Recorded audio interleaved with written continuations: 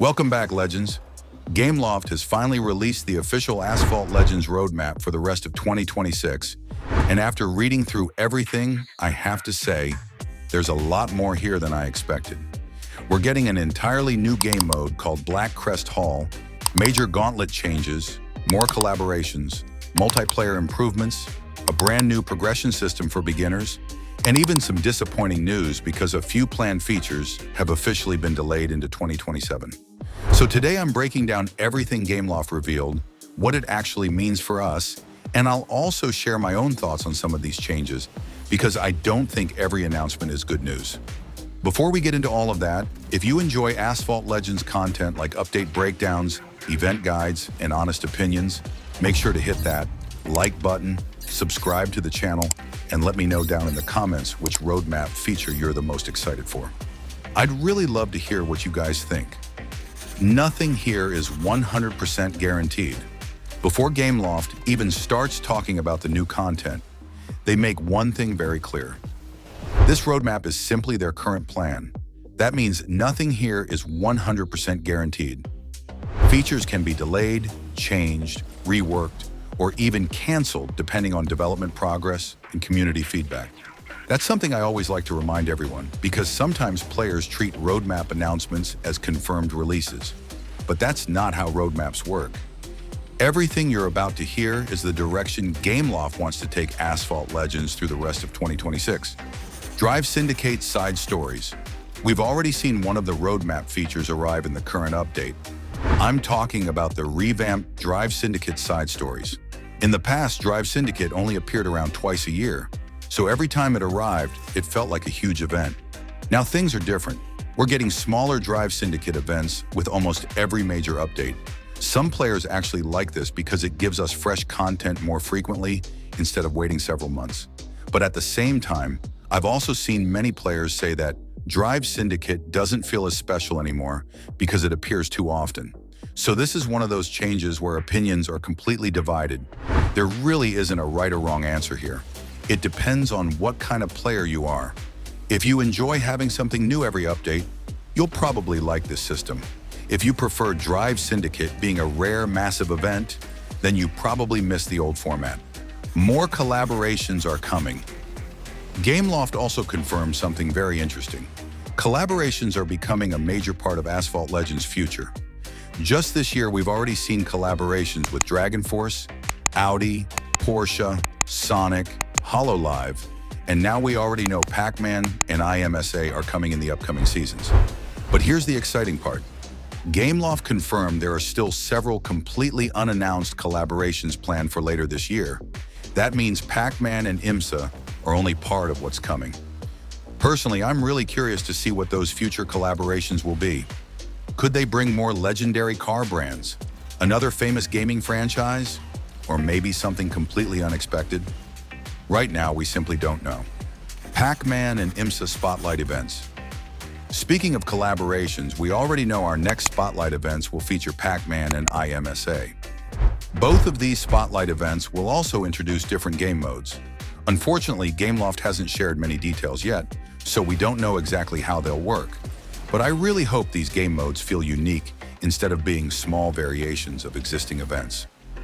One thing Asphalt Legends has been improving recently is adding different ways to play the game, so hopefully these collaborations continue that trend. We'll have to wait until those updates arrive to see what Gameloft has planned. Shop rework and multiplayer. Another feature we've already received is the new shop rework. According to Gameloft, the experimental phase is now officially over. The new shop is here to stay. We've also already seen multiplayer improvements. The new Champion League, updated Triumph rewards, and refreshed multiplayer reward cars are all part of that effort. But Gameloft also admits something important. Their work on multiplayer isn't finished. In fact, they say multiplayer remains one of their biggest priorities, and they'll continue making balancing updates based on community feedback throughout the rest of the year. Personally, I still think Evo Toon multiplayer feels really unbalanced. Some matchups just don't feel fair, and I really hope Gameloft can find a better balance because multiplayer should reward skill first, not simply whoever has the strongest setup. Hopefully, we continue seeing improvements over the next few updates. Mount Fuji and the bad news. The biggest feature of our current update is obviously Mount Fuji. Gameloft describes it as their love letter to Japan, inspired by the famous Fuji roads surrounding Mount Fuji. After driving on the track myself, I think it's one of the best-looking tracks they've ever created. It has a completely different atmosphere compared to the older locations, and it's refreshing to race somewhere that feels so unique.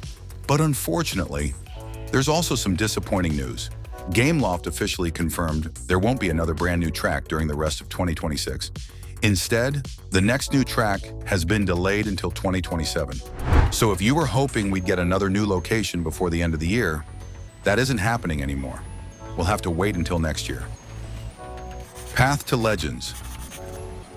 Now we move into one of the biggest October features, Path to Legends. This system is designed specifically for brand new players. It introduces missions, milestones, and progression rewards that help beginners understand the game much faster. It should also allow newer players to unlock more cars while reaching multiplayer and special events earlier than before. Honestly, I think this is a really smart decision. One of Asphalt Legends' biggest problems has always been how overwhelming the game feels for completely new players. There are so many currencies, events, game modes, and progression systems that many beginners simply don't know where to start. If Path to Legends makes that experience smoother, then more new players might actually stay with the game instead of quitting after a few weeks. For veteran players, though, this feature probably won't change much. Most of us already have established garages and understand how everything works. But for the long-term health of the game, helping new players is incredibly important. Blackcrest Hall. Now it's time for what is easily the biggest announcement in the entire roadmap. Blackcrest Hall. This isn't just another event, it's an entirely new game mode. Gameloft says it's inspired by roguelike games, which already makes it very different from anything we've seen before in Asphalt Legends. Here's how it works. Every event gives you a special Blackcrest car. This car doesn't belong to your personal garage. Instead, everyone starts with the same event vehicle. You'll use that car to complete races, challenges, and different mission objectives. As you progress, you'll earn resources that let you upgrade both your car and your abilities throughout the event. Eventually, you'll unlock permanent rewards, and in some cases, you'll even be able to add those exclusive cars to your own garage. What's really interesting is that races won't always be about simply finishing first. Some missions will have completely different objectives, making the gameplay feel much more varied than standard Asphalt events. That's something I've wanted for a long time. We've played Drive Syndicate, we've played Grand Prix, we've played Special Event. Blackcrest Hall sounds like it's trying to introduce an entirely different gameplay experience instead of recycling existing ideas.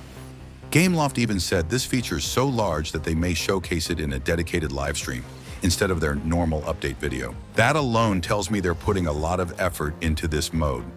Out of everything announced in the roadmap, this is definitely the feature I'm looking forward to the most. Gauntlet changes. Now let's talk about the section that I know many of you have been waiting for. Gauntlet. Gameloft officially confirmed that Gauntlet is getting another major rebalance in October. Their goals are actually very clear. Progressing through the ranks should become faster. Players should earn more Gauntlet coins, and collecting blueprints from the Gauntlet store should become much easier. On paper, that sounds fantastic, but then Gameloft revealed something else. They're planning to replace the current cars available inside the Gauntlet store. However, they also mentioned that some decisions are still being discussed internally. Because of that uncertainty, Gameloft actually recommends that players finish their current Gauntlet goals before the October update arrives. Now here's my personal opinion. Yes, earning rewards might become easier, but I think there's also a very real possibility that we'll lose something much more valuable. We already saw Gameloft experiment with replacing the Gauntlet Shop in this update. The issue wasn't the new cars themselves. The real problem was the keys. Cars like the Jesco Absolute only had blueprints available. There were no keys. Right now, players can still work toward unlocking cars like the Devil 16 and other key cars through the current Gauntlet lineup. If those rewards disappear and future Gauntlet shops only sell blueprints without keys, then those blueprints become almost useless for many players. Without the key, you simply can't unlock the car. Thankfully, Gameloft reverted those changes for now, but I honestly don't think that situation is over yet. Looking at this roadmap, I still believe there's a strong possibility that the future Gauntlet store will move toward blueprints without keys unless Gameloft changes their current plans. And if that happens, I think it would be a huge downgrade for the entire community. So my advice right now is very simple. Finish your current Gauntlet goals before the October update arrives. You may not see the current lineup, including cars like the Devil 16, the Lycan Neon Edition, and the rest of today's Gauntlet rewards available for much longer. Final thoughts. Overall, I think this roadmap is a mix of exciting opportunities and a few warning signs. Blackcrest Hall has the potential to become one of the biggest gameplay additions Asphalt Legends has received in years, and Path to Legends could make the game much more welcoming for new players. More collaborations, continued multiplayer improvements, and new Spotlight game modes also show that Gameloft is trying to keep the game feeling fresh with every update. At the same time, there are concerns that I think the community should keep discussing. The delay of the next new track until 2027 is disappointing, and the future of the Gauntlet store still worries me, especially if key cars eventually disappear in favor of blueprint-only rewards. Hopefully, Gameloft listens closely to community feedback before those October changes go live. For now, I think there's still a lot to look forward to during the rest of 2026, but it's also important to keep realistic expectations because this roadmap is still a plan and anything can change before release. That's everything important from the new 2026 roadmap. If you want to read every single detail yourself, you can find the full roadmap on the official Asphalt Legends website. Let me know in the comments which feature you're the most excited about and which change worries you the most. I'll be covering every major update as more information becomes available.